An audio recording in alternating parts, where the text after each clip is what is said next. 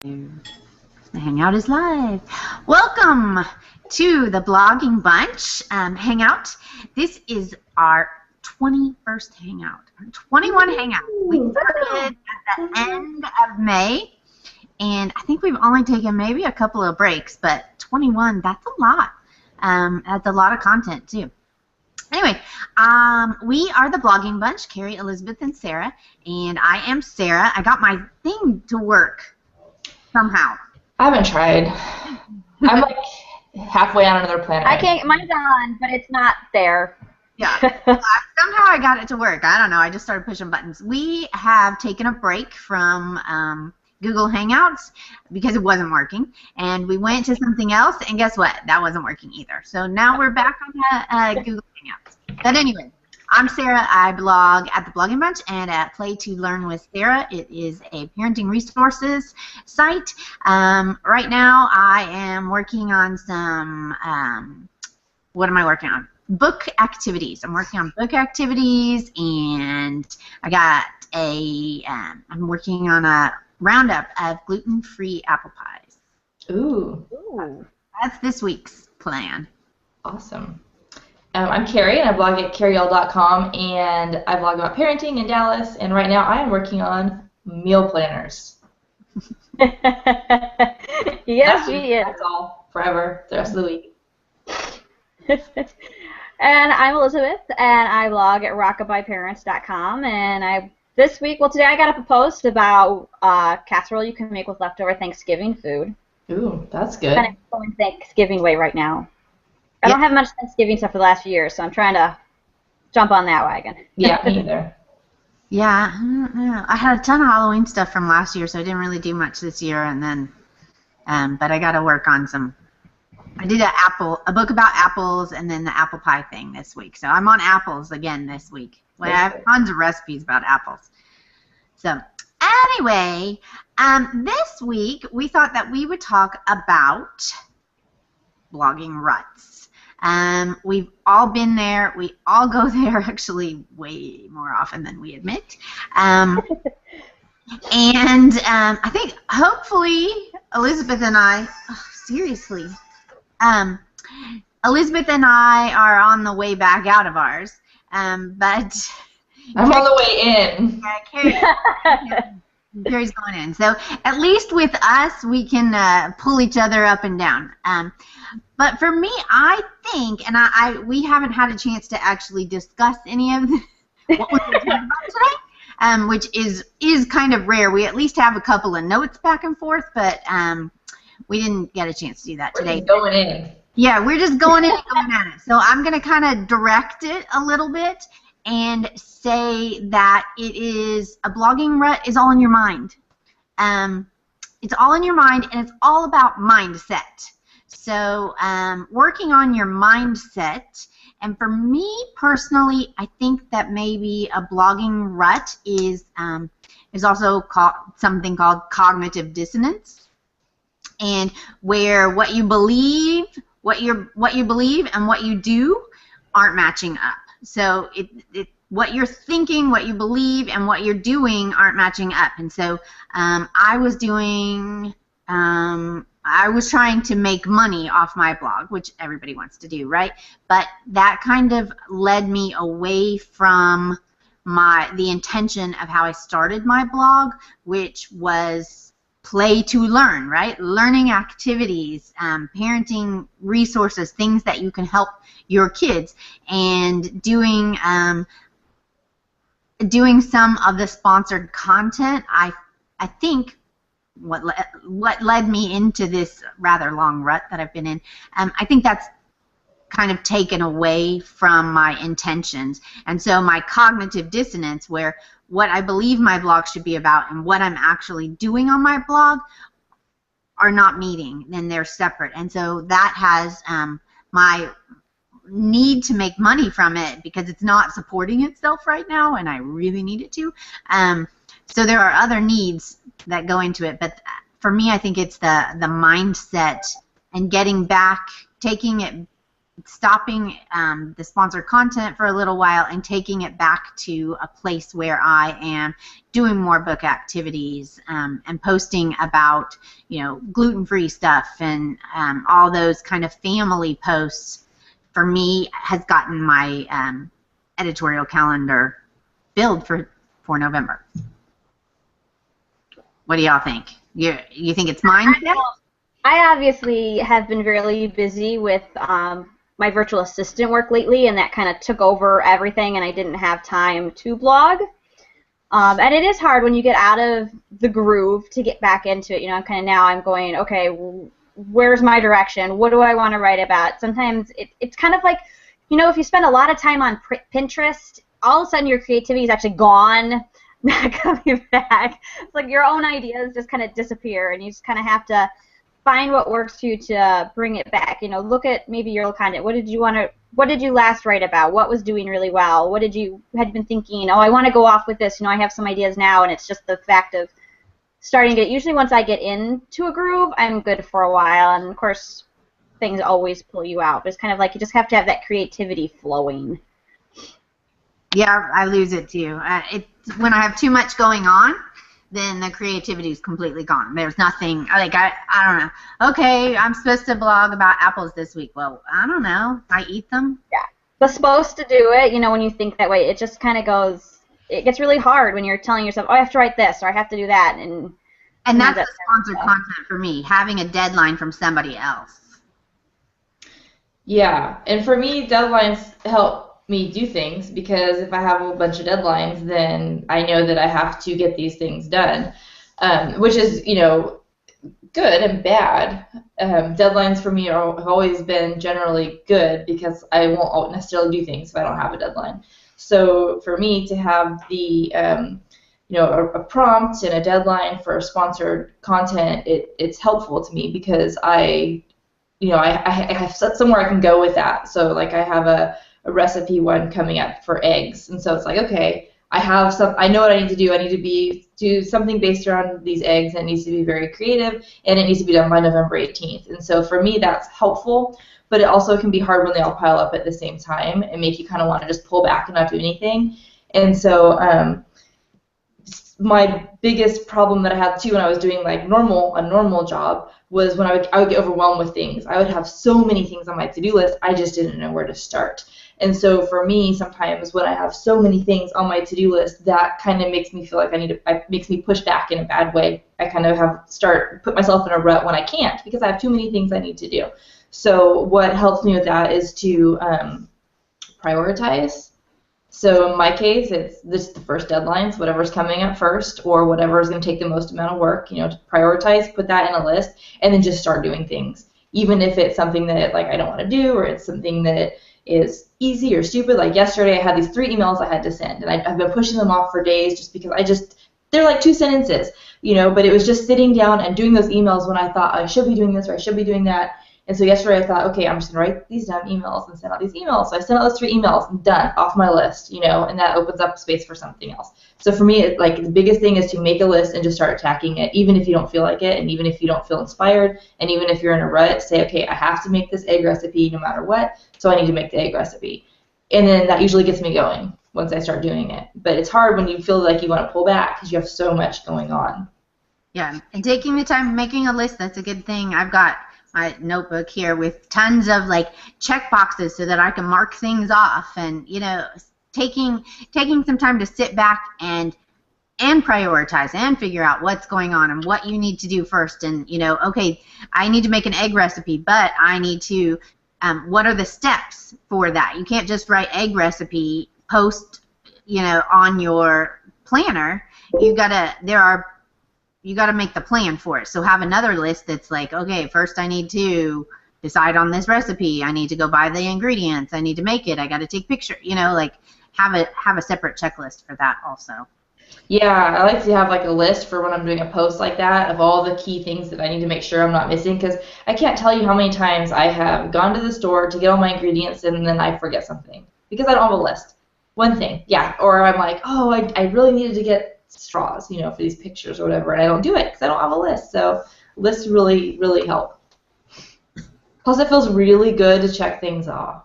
Really good to like write that line through it. Did it? It's done. Done. Yeah, you sparked another thought and then I lost it. Anyway, but so getting out of the rut. Oh, I know what it was. For me, it has to be something that is that I do every day. So, like, if I even exercise or blogging, same thing. They're the same difficulty level for me.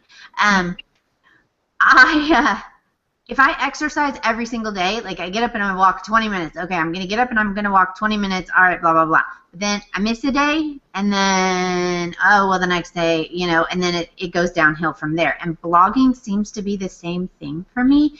When I really started going full force into blogging 2 years ago, I blogged every single day for 3 months straight. That wasn't the greatest content, but it got me in there, it got me in the routine, and it got content up on my site so that I could prove that it was an active site, and it worked out some of the kinks too, like oh yeah, that one I didn't do well, so I can go back and edit it or something like that. But I think having a routine, and every day at 9 o'clock I sit down and I write a post, or every day like having a routine, I think can help you get out of a rut also.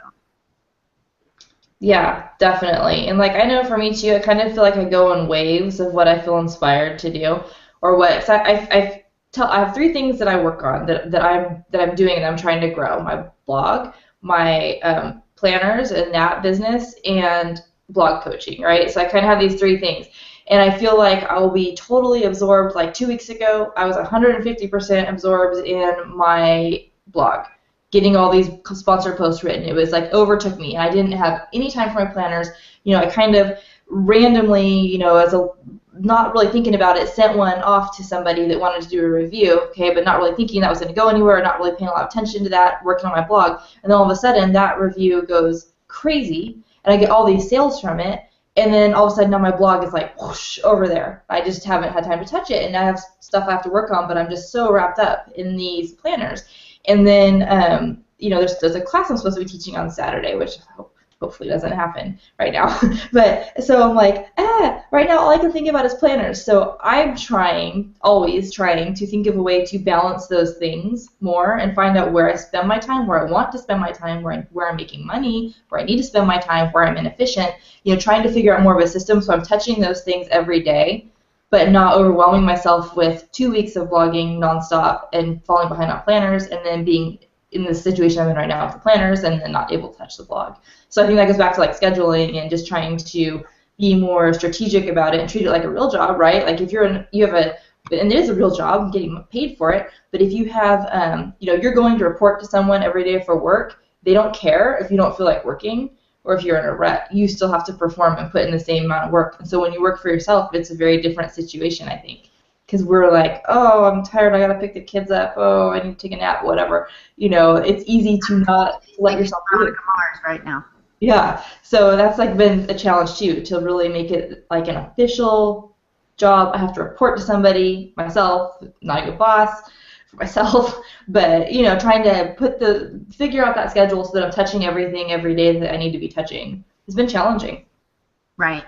And then for people that balance work and blog, and then kids it's all very challenging to balance or work outside the house and blogs, and it's all very challenging. Elizabeth, do you have a time? Okay, I'm gonna schedule, or does having a routine help you? Does having like an editorial calendar, does that help you so that you're thinking while you're at work or driving Nick to daycare, like, okay, I've got to take pictures of this? Or yeah, I guess I don't think I make lists the way you guys do. I've never really gotten into that routine. I keep trying to improve that. I always just have so much floating in my head, which probably is not a good idea, but I just can't seem to get everything down yet. It's just, and it is, I've been trying for the last few weeks to try and get a routine, and it's hard because, Nick's not at school every day. It's very hard to get a routine when no day is the same as the day before.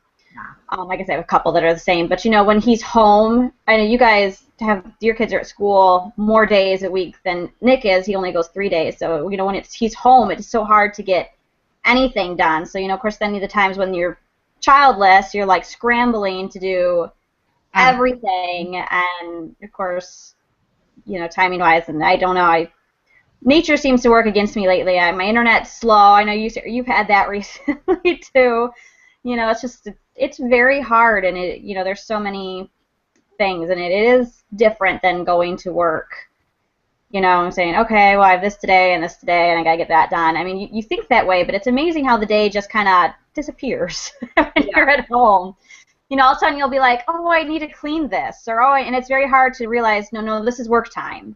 I need to work. Right. So setting aside time, that's another, what I was talking about. Like, okay, you sit down at 9 o'clock every day. I get my coffee. I sit down in front of my computer. Like, your brain you have to put it in that work mode, or if you're trying to do, make dinner and write a post and, do your social media, and like the kids are running around beating on each other and the dog's barking, like you can't, that. And I think, I think too, I found, I need to start having set time boundaries, and I think that's part of where my rut has come and where I've hit burnout recently, especially with all my assistant work and trying to blog and trying to do Jamberry, is I work 24/7, and it's getting to the point that my brain just cannot. I get to the computer and I'm like, I can't sit down and do this. I got that way in college. I honestly felt by the end that if I had to sit down and write another paper, I honestly would die. It's just, it's like, I got to the point, my classes, I just wrote papers and papers and papers, and it's that burnout of, I can't do it. It's like you just freeze up, and I know I need to start setting more boundaries of, this is work time, and this is time to be with Nick, and this is, because it's getting to the point that I'm mentally and physically exhausted, and it's a lot.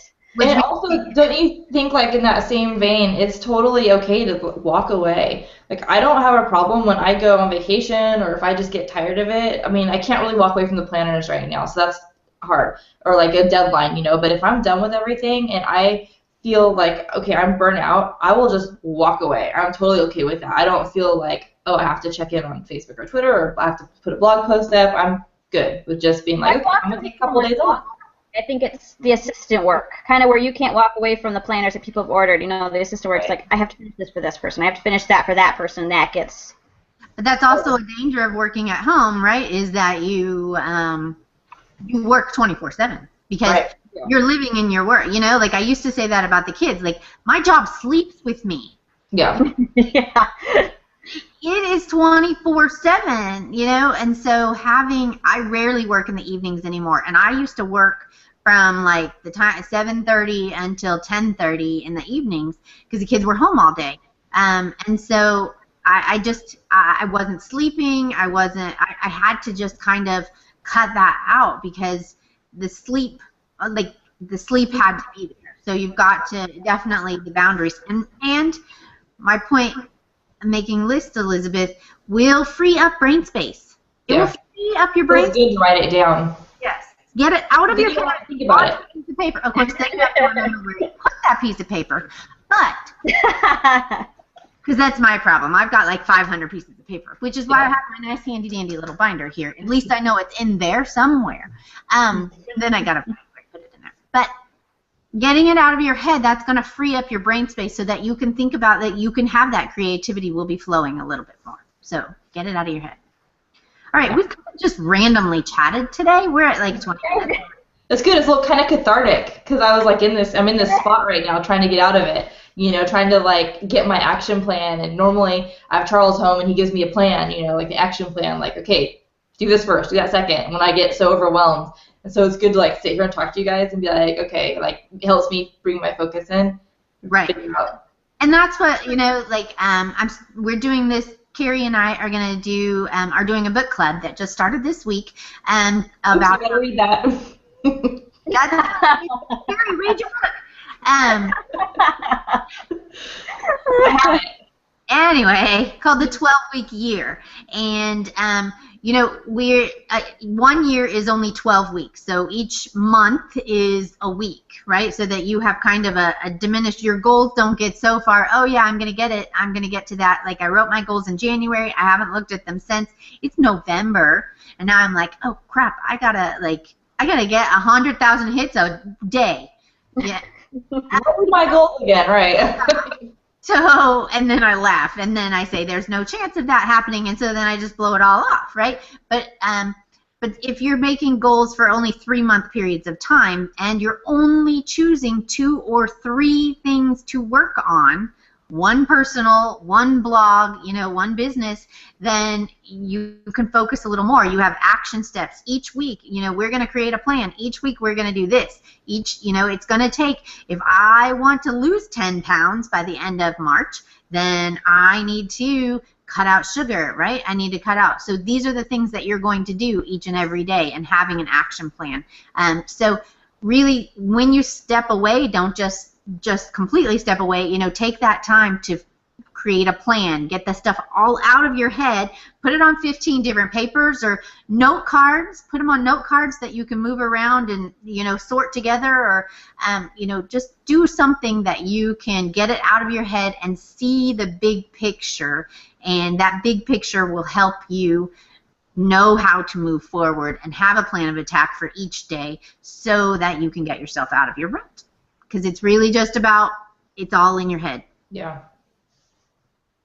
Right? Nobody's putting that rut on you. You're putting it on yourself. So you just say, I'm no longer in a rut. I am going to sit down and write a post. And it can be about, let's see, look around, coffee. Yeah, you know, like, it doesn't matter what it is. Just do it. Use your positive affirmations. There you go. I am productive. I am creative. Mine pops up on my phone. I've set reminders, and it pops up on my phone. I am grateful. I am present. I am productive. Yeah. So it pops up on my phone 3 times a day, and I say that to myself so that I can, you know, stay, oh yeah, I got to stay in the minute and stop looking at my phone and talk to my kids. Yeah. Anyway, thanks for chatting with us, and we hope that this helped y'all. We have another way to get out of a rut would be to go to the Blogging Bunch and click on our Hangouts and watch the 20 other Hangouts that we have for you, because maybe part of your rut is that, oh, I just don't know how to do this. Guess what? We've probably talked about it. Look at the site, thebloggingBunch.com. We've got a ton of information, and I promise my goal for next year is to start putting content up on it again. But we have a lot of content. We switched to kind of doing video hangouts, and that's been our content each week. But I'll start writing content also. Anyway, we are here every Wednesday at 10 a.m., so check back in with us. Thank you. Bye.